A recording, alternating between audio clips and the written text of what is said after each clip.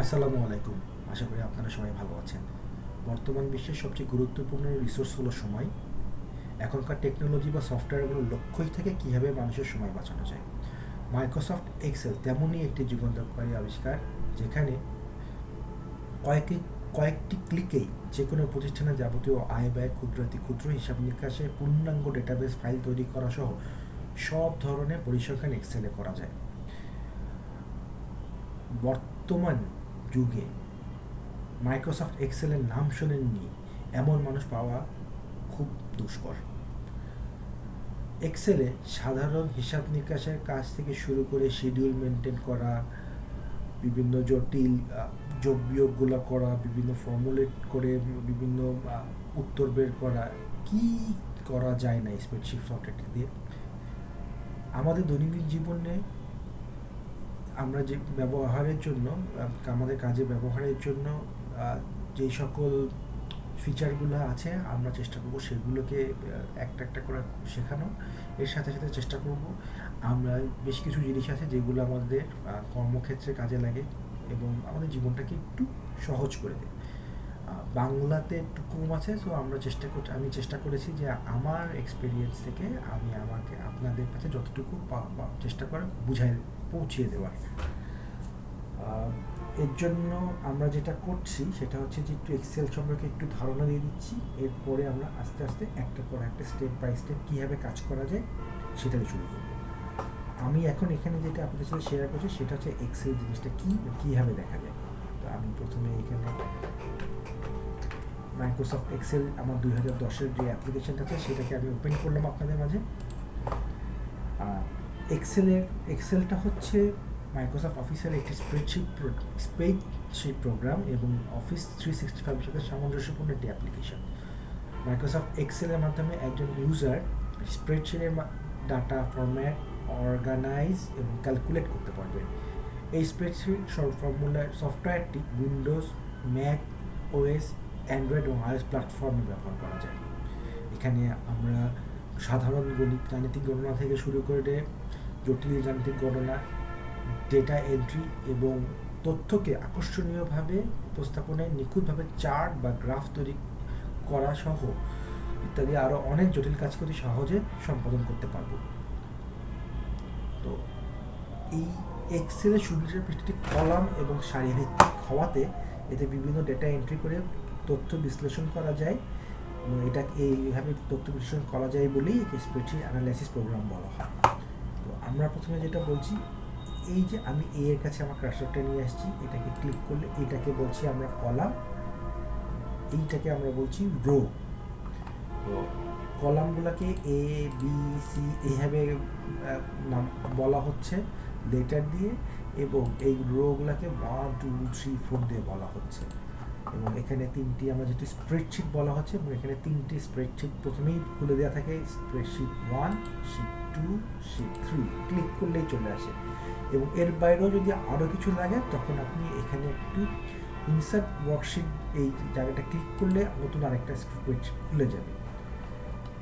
এখানে যে ফিচারগুলো দেখতে পাচ্ছেন, এখানে হচ্ছে প্রথমেই আমাদের হোম বাটন থেকে, যেখানে আমার বিভিন্ন রকম আমার যেমন কেমন করে আমার কোনো কিছু লিখলে সেইটাকে আমি কেমন ফন্ট চাই, ফন্টগুলো থাকে এখানে, তার সাইজ কীরকম হবে, এটাকে ছোট বড় এইগুলো এই জিনিসগুলো থাকে এবং এটাকে কেমন আমি পর্যায়ে দেখতে চাই, মার্জ করা কেমন করে করতে হয়, এইগুলো এখানে আছে। হ্যাঁ, তো আমি প্রথমেই আপনাকে ছোট একটা করে দেখাচ্ছি। স্প্রেডশিট 1-এ চলে গেলে এখানে যদি আপনি তাকে নাম চেঞ্জ করতে চান, এখানে কার্সরটা ধরে ডাবল ক্লিক করবেন, মাউসটা ধরে এখানে একটা নেম সিলেক্ট করে দিলেন।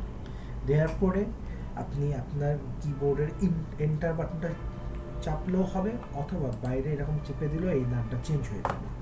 তো আমি এখানে একটা নাম্বার লিখলাম, সিরিয়াল নাম্বার, এখানে লিখলাম নেই, দিয়ে ইন্টার দিলে নিচে চলে যাবে এবং উপর কাট দিয়ে এবং যদি এখানে লিখলাম সেভ, জাস্ট একটু বোঝানোর জন্য। দেওয়ার পরে যদি আপনি এটা লিখে ইন্টারও না দিয়ে ডান দিকে দিয়ে দেন তাও কিন্তু এটা ঠিক হয়ে যাবে। ঠিক আছে, ইনিশিয়ালি সবগুলোকেই আপনি জেনারেল ফরম্যাটে পাবেন এবং এখানে যখন আপনি দিবেন নাম্বার 1 3 4, এখানে আপনি একটা নাম দিচ্ছেন, ধরলাম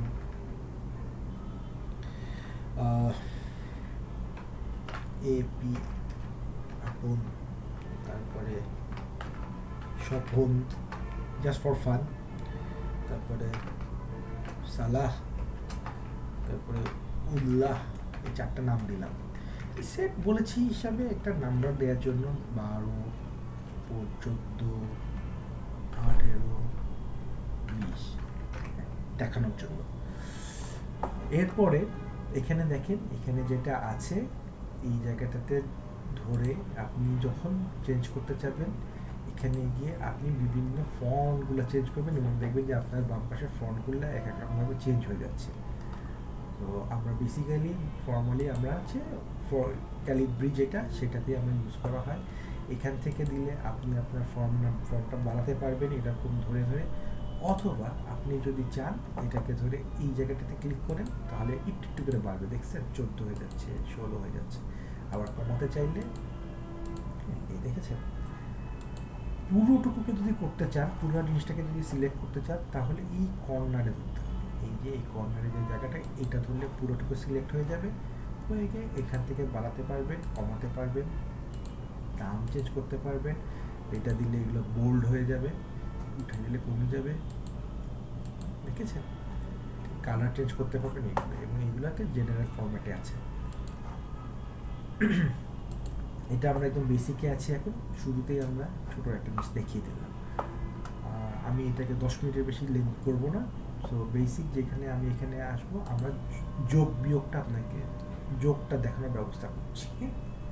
তো আমি যখন যোগ করব, এইখানে যেই লেখাগুলো আছে সেটা কিন্তু আপনার এখানে আসবে। তো আপনি যখন এই সিলেক্ট করেছেন তখন কিন্তু এখানে যা লিখবেন এখানেও সেটা আসবে, বোথ আর সেম।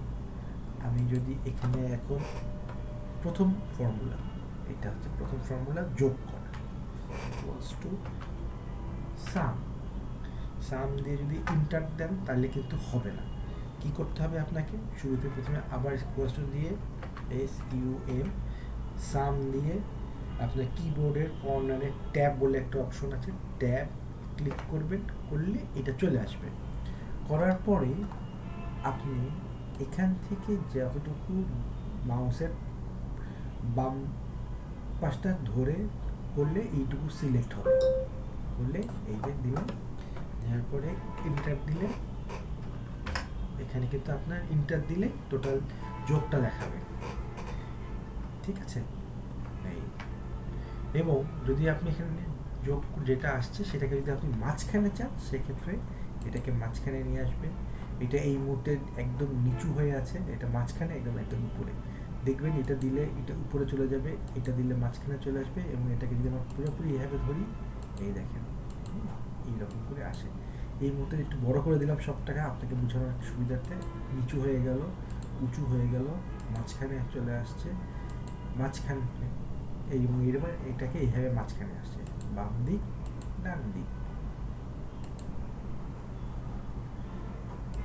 এইবার আমি যদি আবার এইটাকে ধরে এই কর্নারে দুজনের মাঝখানে ডাবল ক্লিক করি, এটাকে ছোট হয়ে যাবে।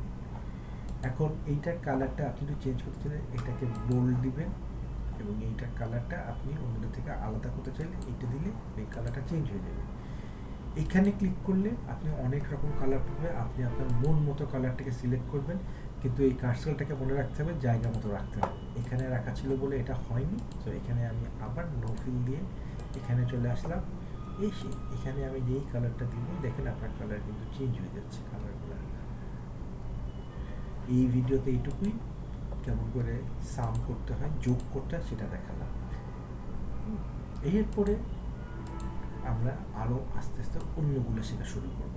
ধন্যবাদ।